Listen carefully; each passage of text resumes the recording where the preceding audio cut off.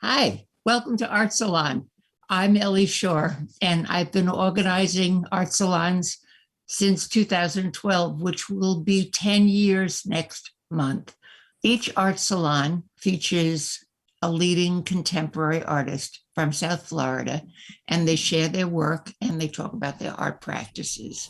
Our artist tonight is Sara Stites, who works in drawing, painting, photography, and sculpture.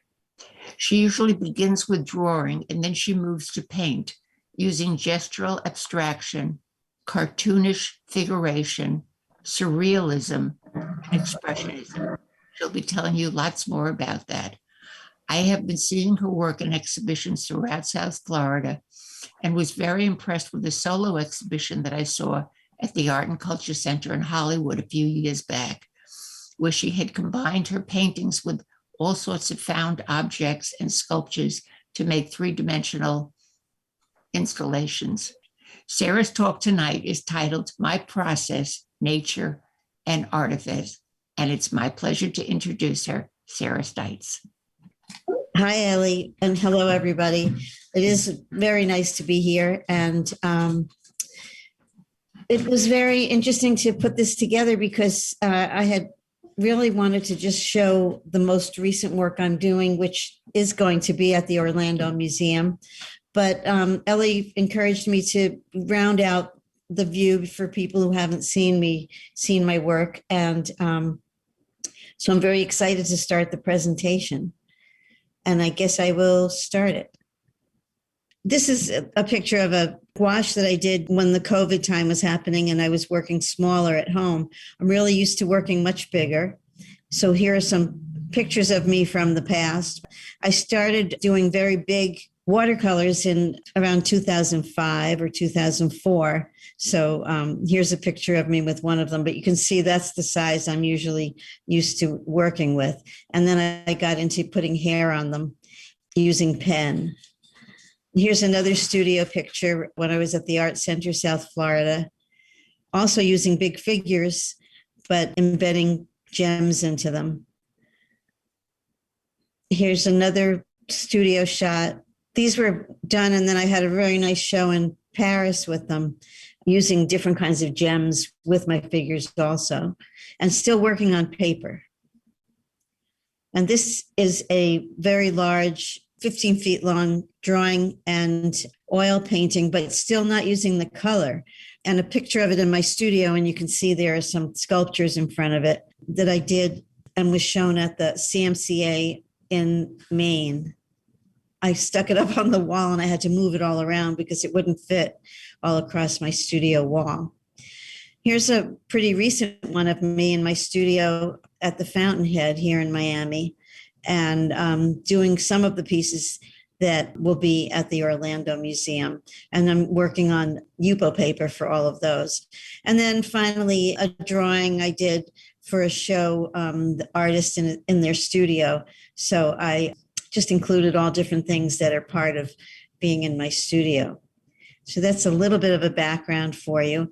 And now I'm just going to show you these large works that are the ones I'm showing at the Orlando Museum, and I'll talk about them a little bit. So this one, it took me a long time. Each piece takes a very long time, and I like working on the Yupo paper. It's very smooth, but it really accepts all kinds of media. And I kind of combine my interest in nature with my interest in the human form.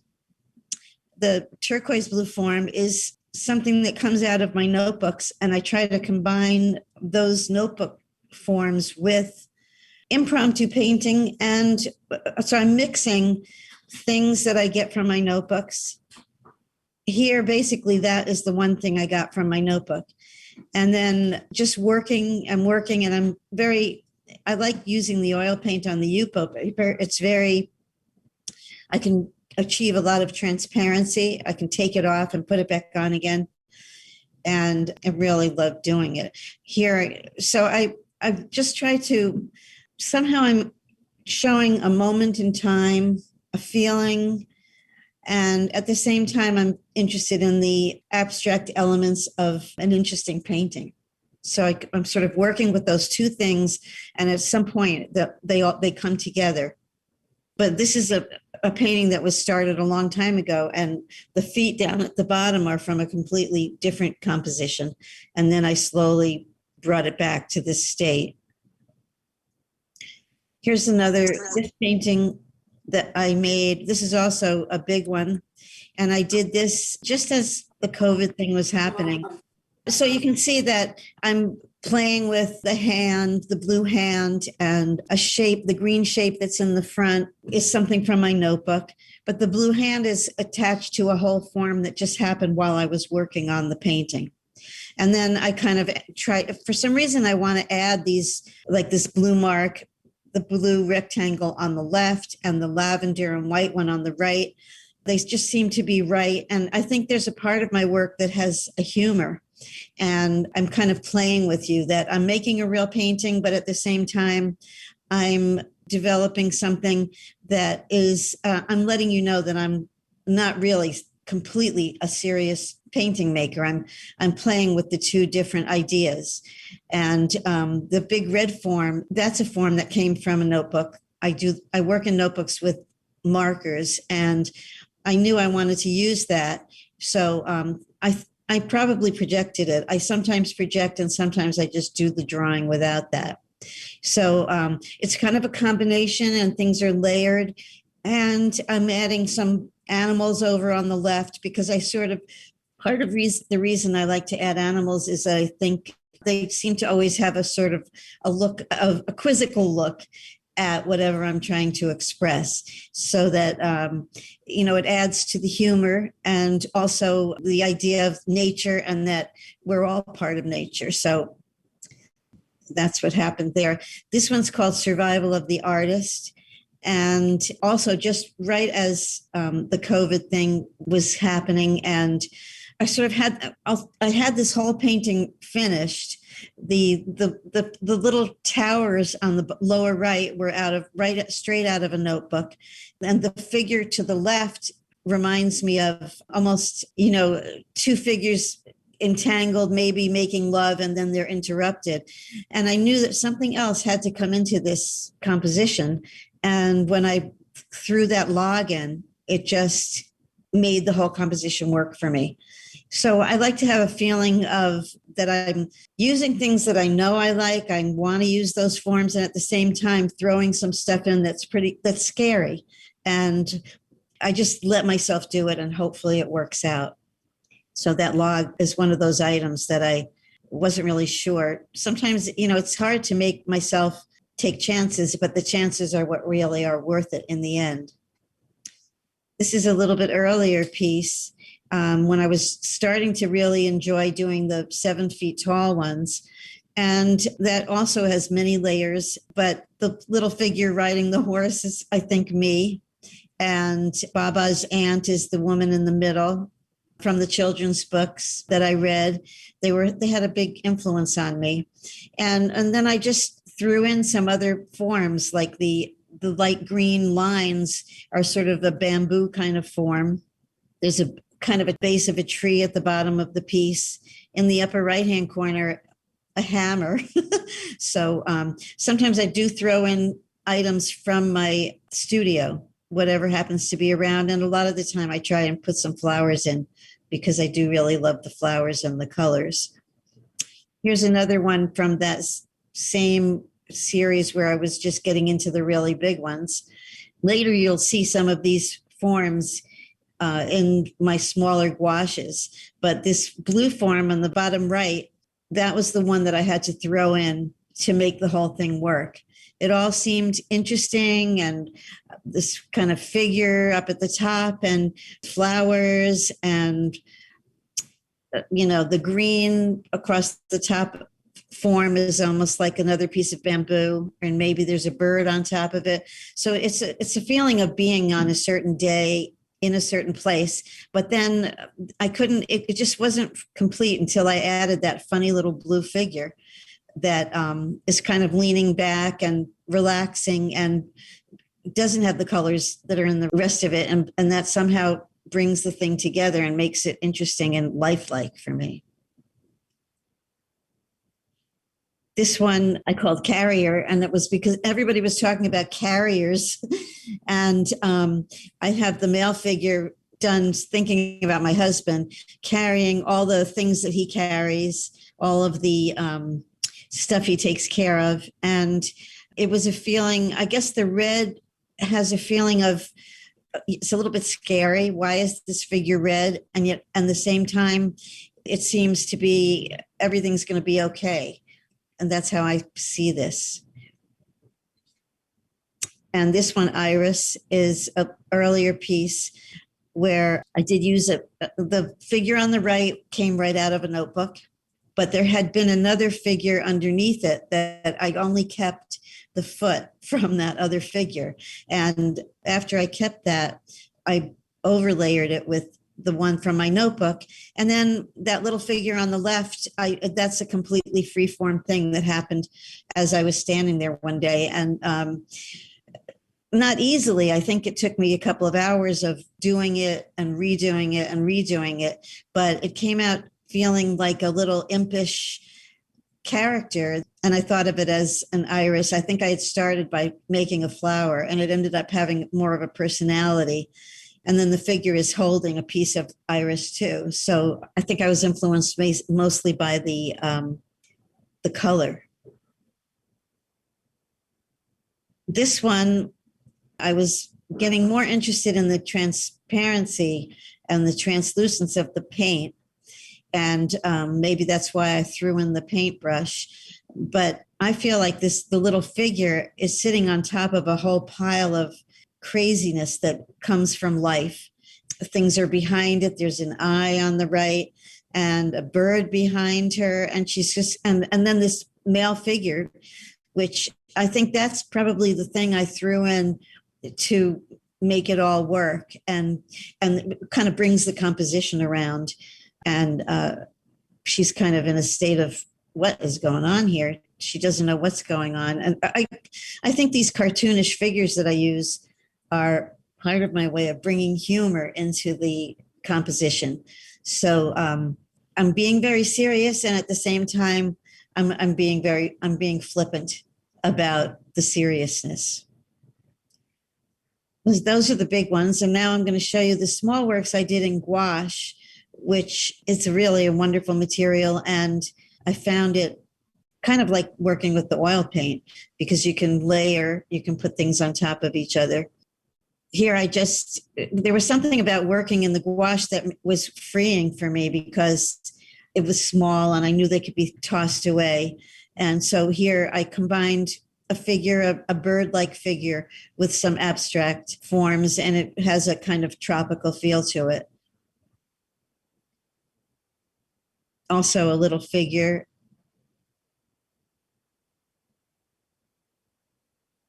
This composition has the bird figure, which I like to use a lot. And this face is it's coming to seem almost like an iconic face of mine. I like it a lot, and I've used it in several pieces of work.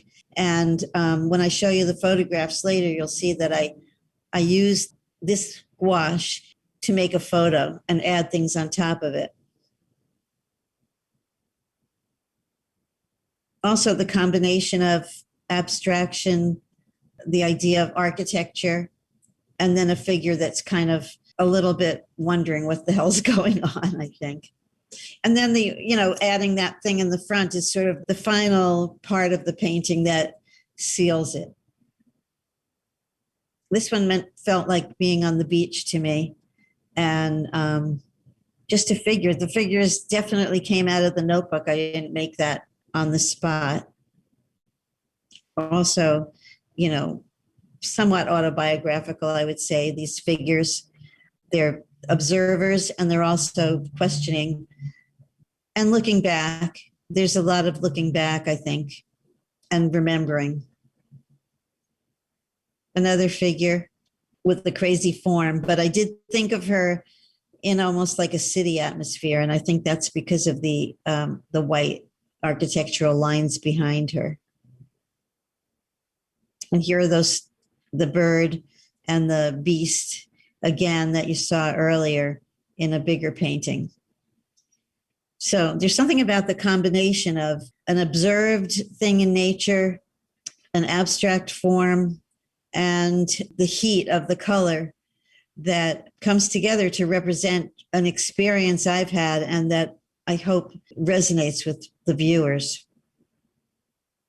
Also, a figure sort of wondering what to do, but there's a vegetative aspect. There's like a flower coming up. And then I sat this head right on the back of a horse heading out into the sunset, I guess.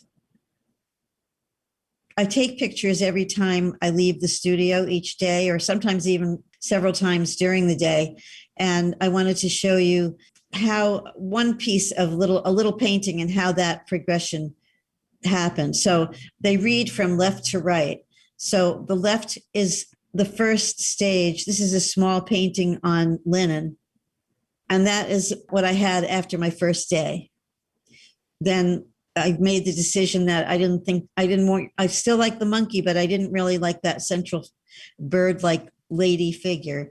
So I went back in and sort of took her out. Then the next one is on the left. I was not happy with the central figure and I kept wanting to keep the monkey on the green form.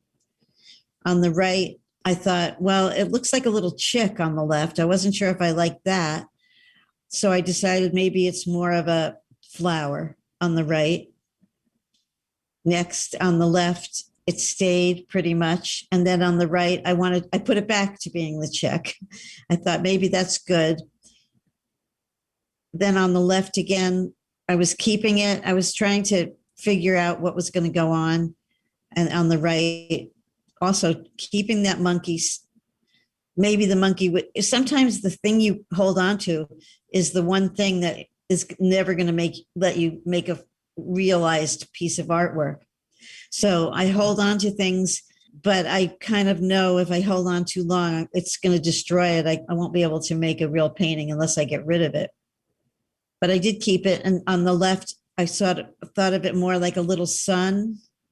On the right, just a little bit of a continuation. Then I got rid of it altogether. I just got rid of it. And then on the right, a little continuation of that.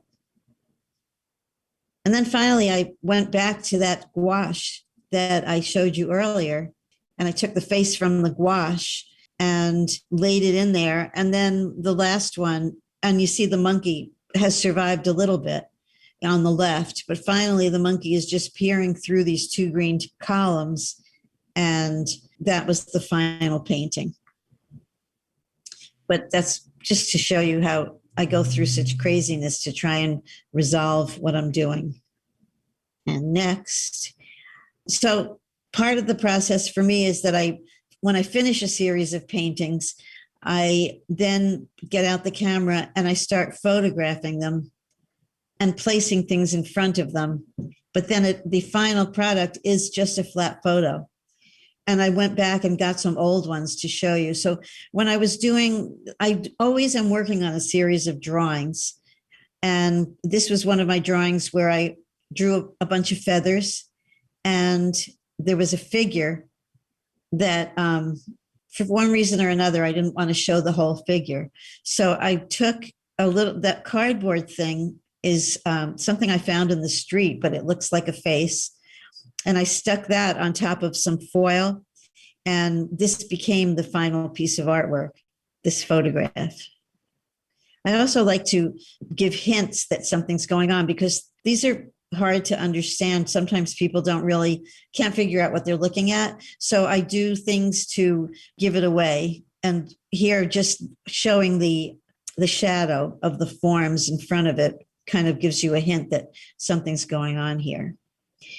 Here's another one I did where I just show a little piece of my painting and some objects from the studio, and then just a piece of paper towel that ended up looking like a head. And I stuck that in front of the composition. And so the final photograph only has a little piece of my painting. Here's one I call Tumblr. And some people think it's kind of gruesome, but I just basically drew this figure falling down.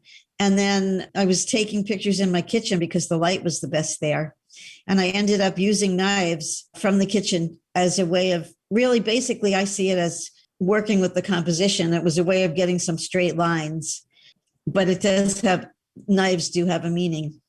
I mean, they seem scary. And then at the top left, I just took a paper towel that I had used in making the piece, and I used this piece of string to hold it up. And sometimes the string or the twine, you can see that that's one of my ways of showing that it's kind of funny, and it's also a clue to the fact that they're real objects sitting in front of a piece of artwork. This one, I had been making sculptures in my studio out of packing materials, and the painting in the background was kind of scary, like a scary creature. And I got my friend's daughter to put on my smock and to sit in front of my painting, holding these pieces of sculpture that I had put together. So, you can tell that those are packing materials, but what are they doing in front of that blue painting? And then I think when you see her hands, that's a clue that somebody's sitting there. And, I really can't explain why I want to make this thing look this way, except that I'm driven to do it, and I want to make this image. So then when I started to get into the color, I did some drawings. I used pen and ink, and then I wanted to put a color behind the drawing. And so I had to use something to block off the drawing so it wouldn't get the spray paint on it. So I used this mylar material, and I cut it out very carefully and taped it all around the central drawing so that when I sprayed the pink color, it only went in the background. And I did this outside. And when I brought them inside, I started to peel the mylar off the drawings. And they were these beautiful skin-like things that fell to the floor. So I decided to do a series of photos using the part that I used to block off, because it had some of the same color paint as the background. And I thought that would be sort of an interesting and confusing aspect of looking at the piece. So you can see in the bottom right, there's the background color and the drawing. And then you can see that these other pieces of mylar that are translucent, you can see through them and see the drawing, as well as seeing some of the paint on top of the drawing. And here's another one that I did. I called it Orange Peaker. And the triangle on the right is the triangle that I spray painted behind the figure. And you can see that I had to block it off so there wouldn't be spray paint. And this is the piece of orange mylar that I used to block it off. So one of the little clues that I think is fun is to leave the places where the tape was. The tape didn't get spray painted. So you're kind of feeling, and it also gives you the feeling of the curve of the mylar. So it's a little bit of a clue, kind of a joke, and yet it's kind of serious too. And this one I call Lemon, and it's the same thing where I did the drawing, I sprayed the yellow behind the drawing, and I used the masking mylar. I threw that down on top so you can see through, you can see the drawing. At the same time, you're aware that this is a piece of material that's rolled. And I've even left a few little pieces of white tape at the top, which are clues to what's going on. This is another one where I sprayed a very strong pink, and then you can see the mylar cut sitting on top of that. And that was for all the little places on the drawing that go in and out. And there's a string going across with a clip on it.